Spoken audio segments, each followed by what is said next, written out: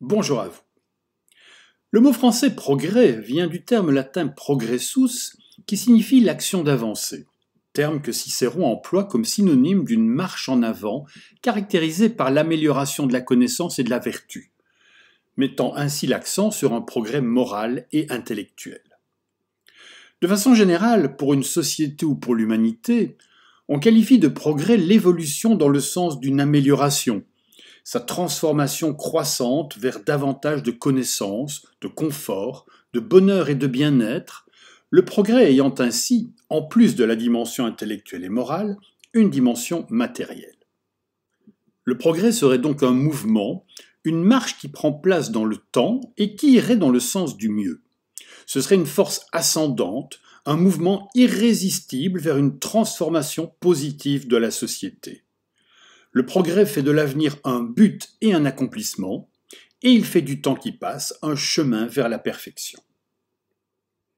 Et pourtant, pendant très longtemps, et un peu partout, il fut très peu question de progrès. Dans les sociétés anciennes, en effet, on croit plutôt à la répétition, et à la moindre nouveauté, on crie à la décadence. Ce n'est qu'à partir du XVIIe siècle que l'idée de progrès commence à faire son chemin, chez des philosophes comme Bacon, Pascal et Descartes, mais aussi chez des hommes de science, comme par exemple Galilée. C'est vraiment au XVIIIe et XIXe siècle, grâce au formidable essor des sciences et des techniques, que le progrès devient un thème majeur et qu'il commence à jouer un rôle important dans l'édification des philosophies modernes de l'histoire, depuis Leibniz jusqu'à Marx, en passant notamment par Condorcet, Comte et Fourier. Ces philosophies du progrès se construisent sur l'idée que l'histoire ne résulte pas du hasard, mais qu'elle a un sens, ainsi que sur la conviction, qui semblait alors aller de soi, que le meilleur allait de toute façon advenir, sinon pour nous, du moins pour nos descendants. On s'en remettait au développement technique et industriel, qui ne pourrait que croître avec le temps et avoir pour conséquence automatique des améliorations dans tous les domaines de l'activité humaine. C'est l'âge d'or de ce qu'on pourrait appeler le mythe du progrès. À cette époque et jusqu'au début du XXe siècle, l'idée de progrès est en effet doublement séduisante. D'une part, parce qu'en étayant l'espoir d'une amélioration future de nos conditions de vie, elle rend les aléas de l'histoire plus supportables. Et d'autre part, parce qu'elle donne un sens au sacrifice qu'elle impose. Si nous ne profitons pas directement du progrès, nous avons en tout cas l'espérance que nos enfants ou nos petits-enfants, eux, pourront en profiter. Autrement dit, croire au progrès, c'était d'une certaine manière sacrifier, mais sans regret, une partie de notre présent personnel au nom d'un futur collectif jugé désirable. Et puis le XXe siècle va sonner le glas de ce mythe du progrès et entraîner de nombreuses désillusions. Les problèmes de plus en plus inquiétants liés à l'industrialisation et à la pollution vont peu à peu faire craindre un effondrement total de notre civilisation, tel que le décrivent par exemple les collapsologues contemporains.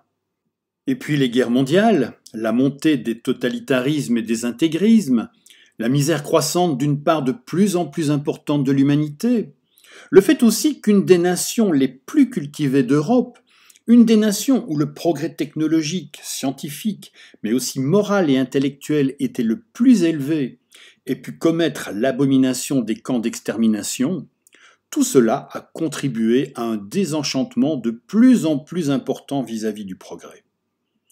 Comme l'écrit Victor Hugo, sans cesse le progrès fait marcher quelque chose en écrasant quelqu'un.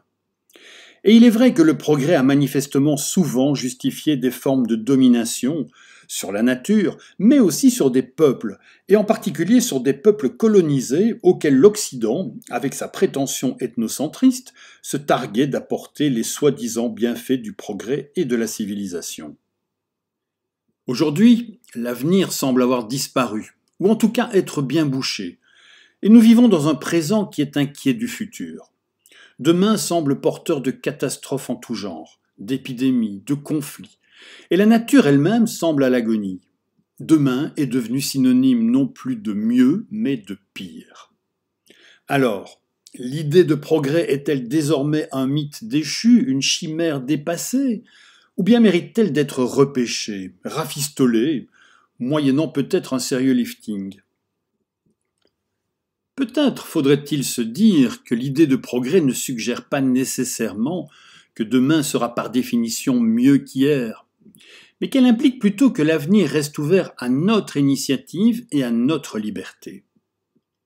Peut-être faudrait-il se dire que l'aspiration au progrès reste légitime, à condition que celui-ci vise essentiellement la lutte contre les aliénations de toutes sortes, et qu'il ait pour objectif la construction d'une capacité d'agir collective et démocratique.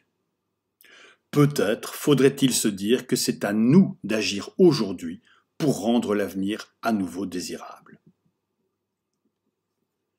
Je vous remercie d'avoir regardé et écouté cette courte vidéo et je vous invite à rester curieux et ouvert, à discuter, à réfléchir, à faire preuve d'esprit critique et, ainsi et sans doute, à devenir meilleur.